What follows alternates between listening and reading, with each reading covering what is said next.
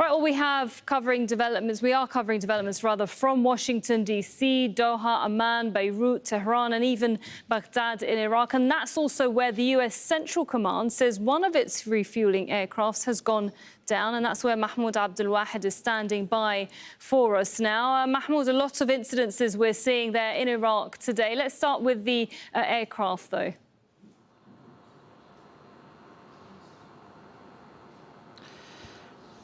Well, what is so-called the Islamic Resistance that is affiliated to Iran has just released a statement claiming responsibility for shutting down the U.S. CK-135 aircraft. We understand that Iraq has turned it into a secondary battlefield since the beginning of the military campaign by U.S. and Israel on Iran. You know that Iran-aligned armed groups here have been targeting U.S. facilities, military bases, the consulate in Erbil, the Victory base, which is annexed to Baghdad International Airport here in the capital, Baghdad. And in fact, you have more parties involved in this conflict here in Iraq more than in Iran. For example, today we have had several incidents in several locations, several provinces. In the north, a drone was shot down. It was heading towards the U.S. military base, which is next to Erbil International Airport in the Kurdish region. In central Iraq, or in the north of Baghdad, in Salahuddin province, a headquarter belonging to the Popular Mobilization Unit was also targeted. And in Mahmour, which is in Nineveh province, a French military base was targeted. And what is so-called the Islamic Resistance has been carrying out attacks against foreign, especially coalition troops and U.S. troops facilities in Iraq. Here in the capital, Baghdad, the Victory base, which is home to U.S. and coalition troops, which is annexed to Baghdad International Airport. It witnessed an aerial confrontation between drones that were directed towards the base to hit the base, and the protection battalion, the U.S. protection battalion guarding the Victory base. Right, and John Holman in Washington is joining us now, because, John, what has CENTCOM said exactly on this? Yeah, the US Central Command, which is in charge of the US's campaign against Iran, they said basically that they're aware of the loss of this refueling aircraft. They said that it wasn't as a result of fire, either friendly fire or hostile fire, and that it was an incident involving two aircraft, one of which managed to land safely, and this one, this refueling aircraft, the KC-135, that didn't and crashed. What we could take from that is that this might have been something that happened during refueling, but that's not confirmed, and that is not what Central Command has said. We have got something from Reuters news agency. They're citing a US official, and they're saying that the aircraft, according to this official, was carrying 6 soldiers. I've put that question to the US Central Command, and I haven't got an answer back yet as to whether that information is reliable or not. What we do know from Central Command, again, is that there's a rescue operation underway at the moment to recover that aircraft, to recover the people that were involved in the crash. All right, well, we'll have to wait and see if they do respond to you, John Holman. But let's go back now to Mahmoud Abdul-Wahed in Iraq, because there's been, as you mentioned just briefly earlier, fierce clashes that are being reported near Baghdad International Airport. What's happening there?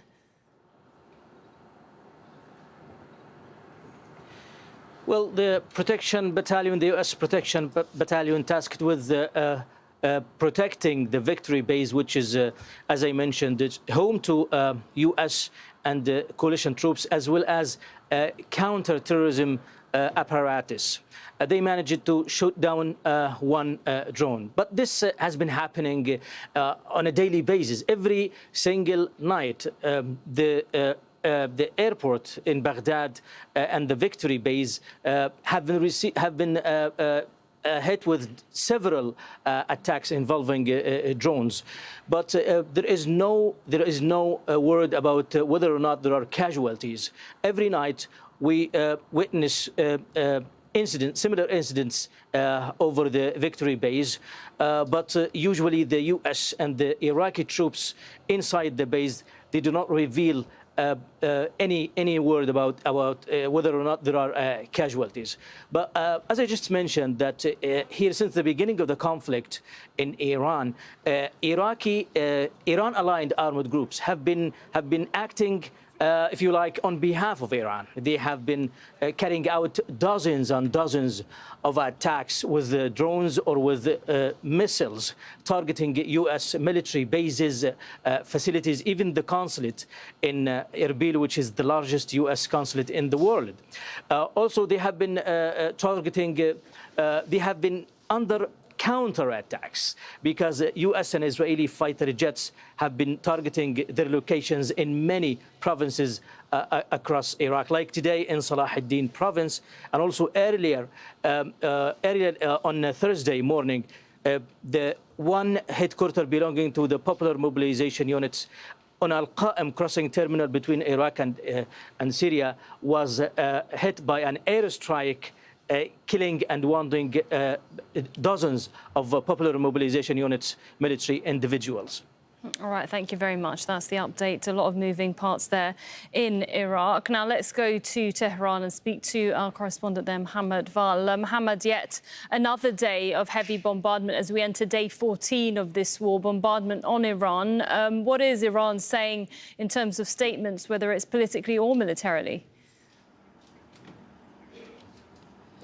Well, let me start with the latest here that there have been several cases of bombardment on Tehran, center of Tehran, and also south of Tehran, the city of Arak to the center, Kashan, also south of Tehran, Al-Ahwaz. So really a wide range of targets have been visited with bombs tonight.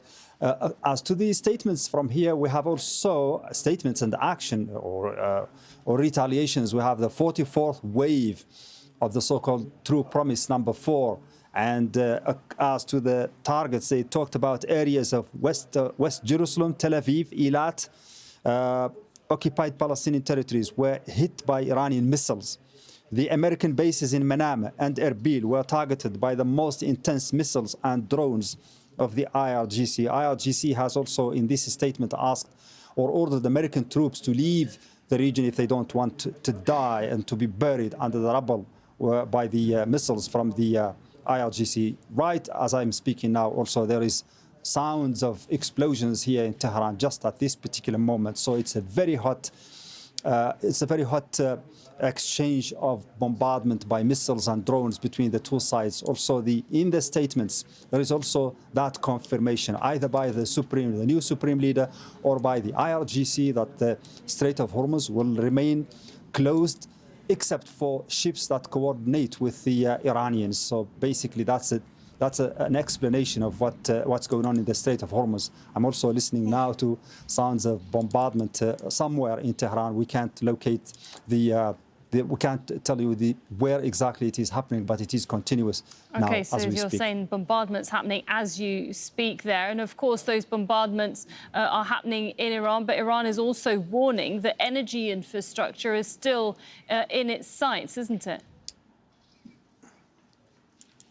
That's right. There have been statements after statements regarding this, particularly focusing on the Strait of Hormuz. But also remember that the new Supreme Leader has also mentioned, he hinted at probably another strait that might be closed, that might follow suit.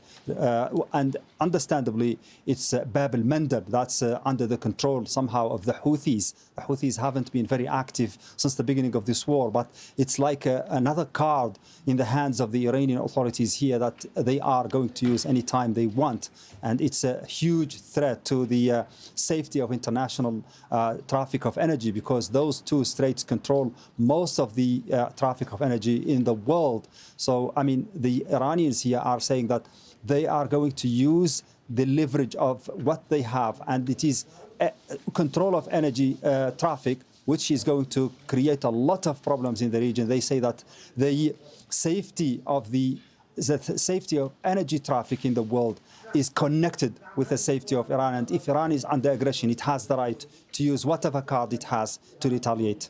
All right, that's the update there from Iran. Mohammed Val, thank you very much from Tehran. Let's go now to Lebanon, because that's also another country that has been hit hard throughout this war. Heidi Pett is standing by there for us in the capital, Beirut. Heidi, I think I can hear either drones perhaps or planes behind you, but what is the latest in terms of those attacks?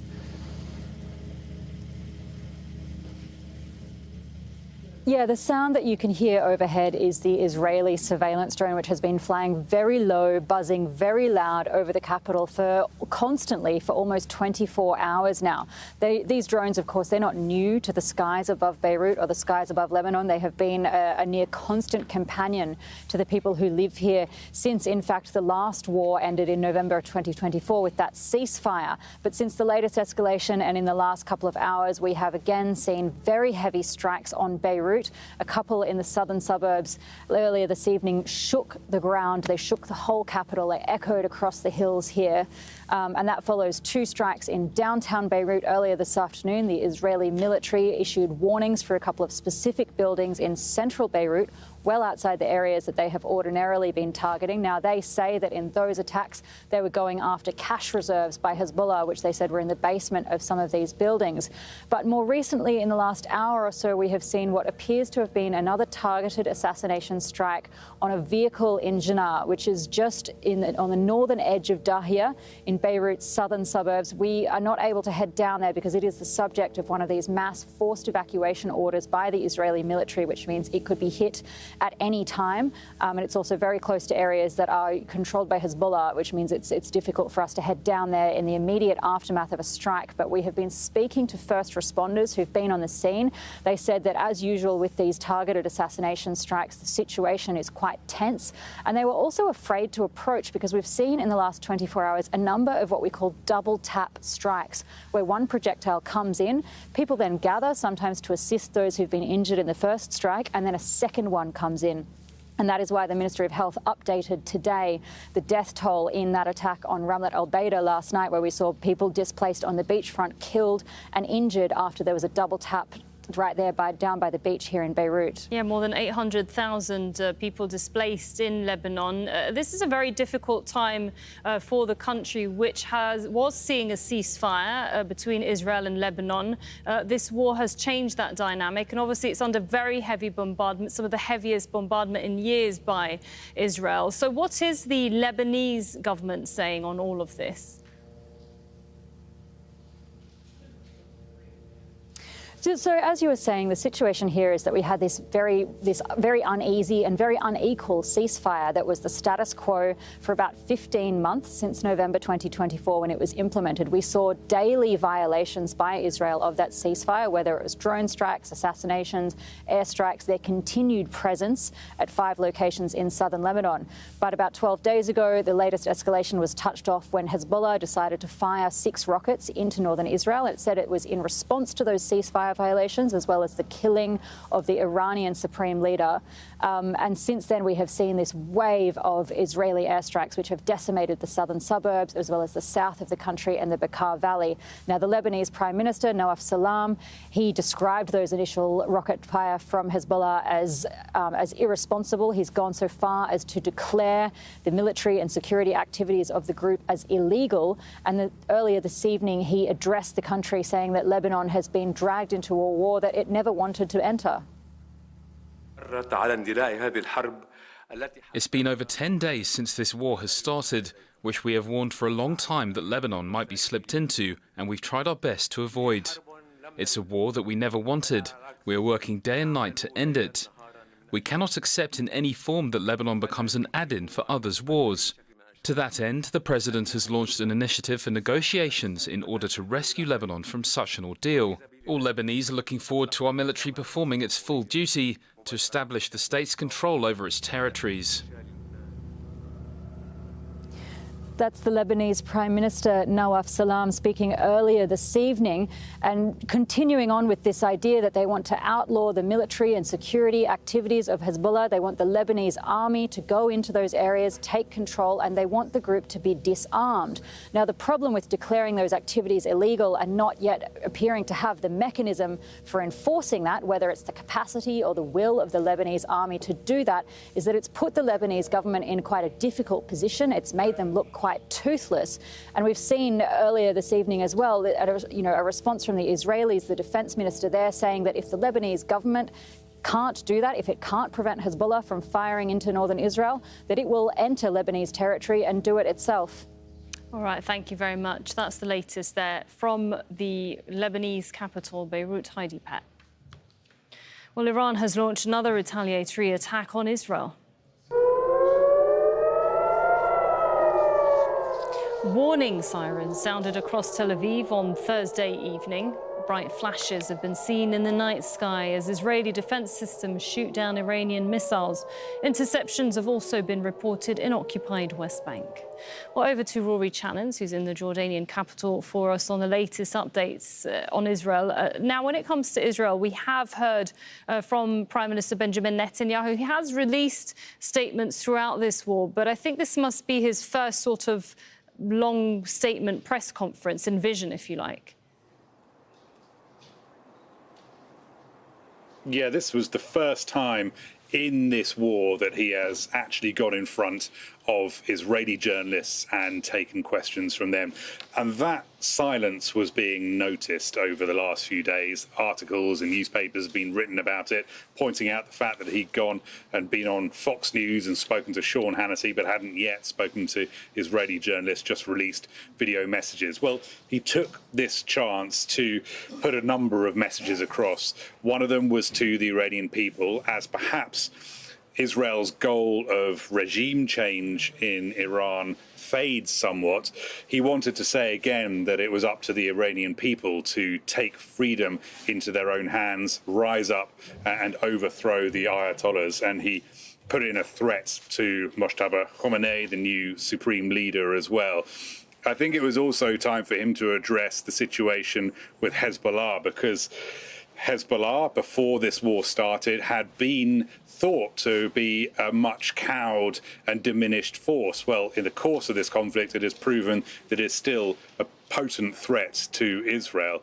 And then there was, of course, domestic political matters pertaining to Netanyahu's own fate that he wanted to talk about as well. While the political wind is behind him, while he's got support for this conflict, he wanted to put the pressure on President Herzog, who has the power to give him a pardon for the corruption charge, corruption trial that he's facing, which Donald Trump has also been calling for as well. Pardon me, he said to Herzog, do the right thing. All right, thanks very much, Rory Challens there in Jordan. Now, as we've been reporting, Iran's new supreme leader has issued his first public statement, and he addressed his country's attacks on its neighbours. Ayatollah Mojtaba Khomeini said, "We have 15 countries as land or maritime neighbours, and we have always been and remain willing to have warm and constructive relations with all of them. But for years, the enemy has gradually established bases, military and financial, in some of these countries in order to secure its dominance over the region." He also said in the latest assault, some military bases were used, and naturally, as we had explicitly warned, and without intending to harm those countries, we attacked only those bases. Well, Malik Trana is live for us here in Qatar's capital, Doha. I mean, the attacks haven't just hit US assets in the region, as we've seen. It's gone further than that, hasn't it? It has, Sarah. I mean, just we can look at the last 48 hours where we saw civilian infrastructure being targeted. In Bahrain and Amman, we saw oil energy facilities being targeted, fuel tankers. We saw the pictures, with flames and smoke plummeting into the air. Airports, the busiest airport in the world, the busiest commercial airport in the world, Dubai, the Dubai International Airport was hit. The Kuwait airport was also hit. Just today, 2 civilians were injured in Kuwait. So it just goes to show you the expansion of this conflict. it even comes to banks. After threats from Iran that any financial institutions that partner with the U.S. may be targeted, we've seen banks here, including Citibank, HSBC, in the region, say that they will be suspending operations at their branches as a preliminary caution for employees and their customers. So an expansion to this conflict, something that people here don't want to see. So, Malik, how are Gulf countries handling all of these attacks exactly? Well, the vast majority of these missiles or drones have been intercepted by authorities in these various countries. Let's just look at here in Qatar. The Ministry of Defense earlier said that it intercepted several drones, 2 ballistic missiles, and a cruise missile. In the UAE, for instance, they intercepted 10 ballistic missiles and 26 drones. In Saudi Arabia, 12 drones, some of which were targeting an oil field. Also, two separate ballistic missiles. So, I mean, look, the air defense in the Gulf has been extremely well. They've done a good job of, reassuring people here. For instance, if anything, was to enter the airspace here, we automatically get an alarm to shelter in place, stay away from windows. You're also notified when the threat is no longer there. So, people here in the entire region, the entire Gulf, have warned about this conflict. They continue to request for the de-escalation, and people here are hoping that Israel, U.S., and Iran will heed their calls. All right, thanks very much. That's the update here from the Gulf, from Qatar's capital, Doha. Malik.